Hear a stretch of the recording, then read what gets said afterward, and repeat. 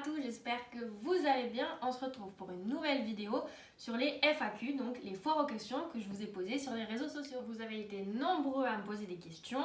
J'ai fait un ordre pour que ça soit à peu près logique, l'ordre des questions. Donc on va commencer par la première qui est: quel conseil as-tu pour une personne qui débute et qui n'a rien afin de se composer un mini trousseau?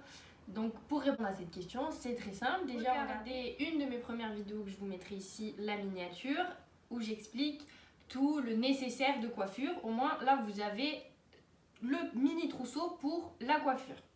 Pour le costume, si vous voulez un départ que coton avec pour la Mireille ou le ruban bleu marine, il vous faut une jupe en coton ronde, parce que ronde ça passe partout.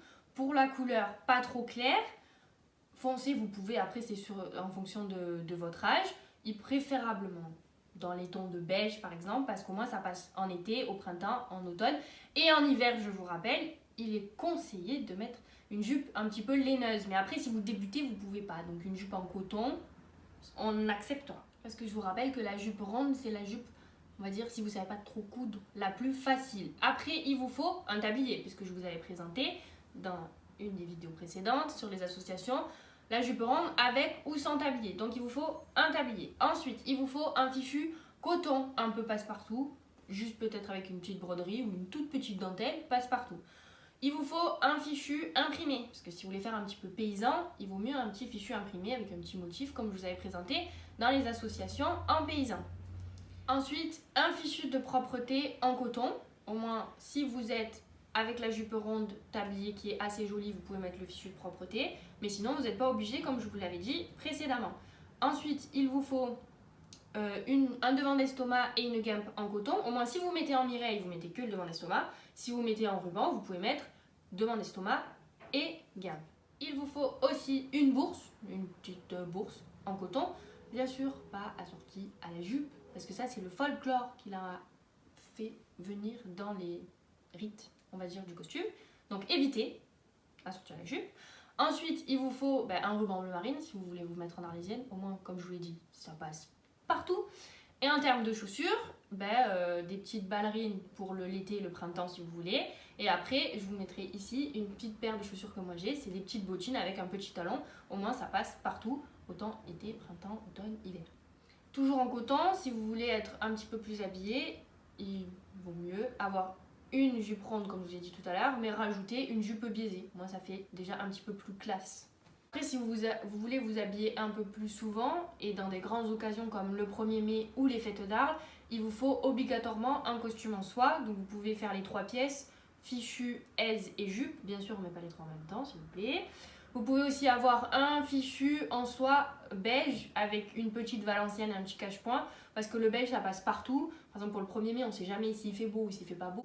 Ça ira très bien, et s'il fait pas beau, ça ira très bien aussi. Vous pouvez aussi avoir en termes de fichu un fichu en dentelle pour les fêtes d'Arles, comme un tulle ou un fichu en dentelle tout court.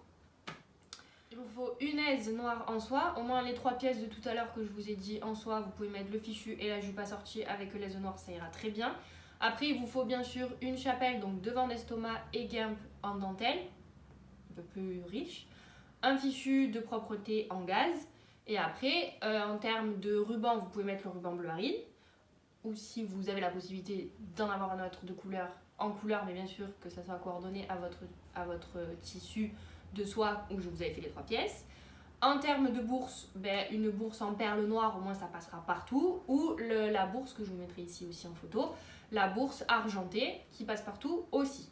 Et pour les bijoux, des petites dormeuses, ça passe partout. Une croix classique comme une Jeannette par exemple, je vous mettrai les images bien sûr. Et après une petite broche passe partout aussi. Et en termes de chaussures, les mêmes que tout à l'heure, ça peut être des bottines noires, ça va très bien. Deuxième question, comment choisir un tissu pour un costume en arlésienne ou en Mireille? Pas précisé coton ou pas coton. Donc déjà c'est déjà compliqué un peu à répondre à cette question, parce que comment dire que ça va et ça va pas en tissu? Donc moi je dirais en priorité qu'il ne faut pas des couleurs flashy, parce qu'avant il n'y avait pas du synthétique, etc. Donc il faut des tissus pour le coton, 100% coton, pas de synthétique, pas du truc qui soit stretch, etc. Du 100% coton. Éviter en termes de motifs pour le coton tout ce qui est déjà trop voyant, des gros motifs, non, on n'a pas le Voilà, ça. Et après, tout ce qui est provençaux, enfin qui fait rappel provençaux, vous voyez les sachets de lavande, les formes de la petite mouche ou les nappes provençales, ça, non. En costume, non, on évite ça. Après, en termes de tissu pour le coton, arlésienne ou mireille, c'est à peu près le même style, à part que l'arlésienne c'est long et la mireille ça peut être court en fonction de l'âge. J'ai pas de réel conseil en termes de tissu, parce que l'arlésienne, elle a toujours voulu être différente des autres. Donc après, c'est votre propre personnalité. Moi, je vais vous mettre des exemples de mes propres tissus que j'ai. Il y en a qui vont vous plaire, il y en a qui vont pas vous plaire, juste pour vous montrer un petit peu les styles. Mais après, c'est les goûts, les couleurs. Hein. Juste pas de flashy et pas de gros motifs, c'est tout. En ce qui concerne les tissus pour l'arlésienne endimanchée, donc en soie, donc déjà essayez d'avoir une soie 100% soie, pas mélangée. En termes de soie sauvage, donc vous savez c'est le tissu qui fait des petites boulettes, donc pour savoir si c'est une bonne qualité, regardez sur le tissu si ça fait vraiment des grosses raies, enfin que le fil vous le voyez vraiment que ça fait des grosses boulettes, c'est pas vraiment de la bonne qualité. Je vous mettrai un exemple ici de soie sauvage qu'on a et vous verrez on voit à peine le fil qui se démarque. Un costume soyeux en arlésienne, que ce soit de la soie sauvage, du taffetas, il faut que votre tissu il ait de l'aplomb, qu'il soit pas tout mouligasse. Au moins là ça vous montre la bonne qualité de votre tissu. Après en termes de tissu, vous avez aussi du taffetas de soie. Donc maintenant on en trouve de moins en moins parce que c'est extrêmement beau. C'est encore plus beau que la soie sauvage. Maintenant on en trouve en synthétique. On autorise parce que ça évolue.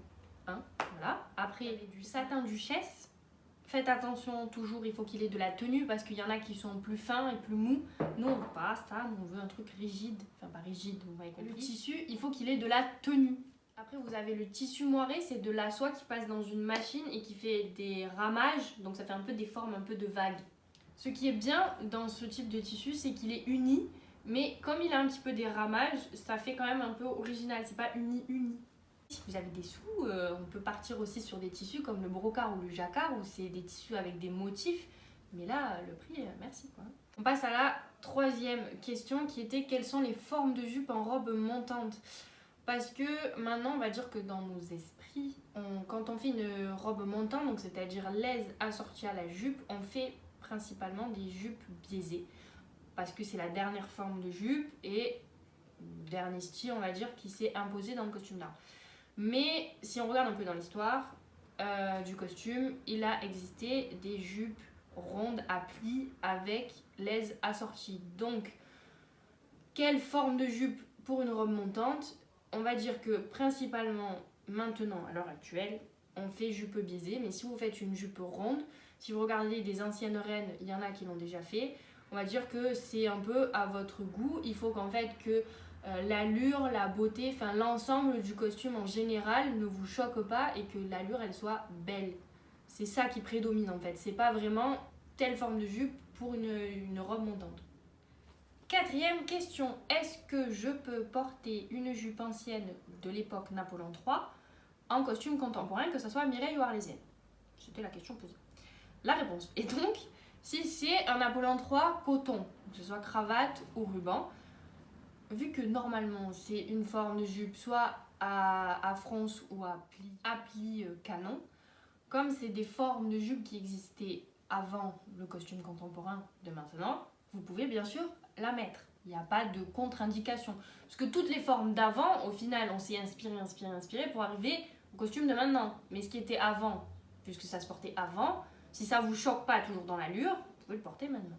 Après, bien sûr, pour n'importe quelle époque, il y a eu des formes spécifiques.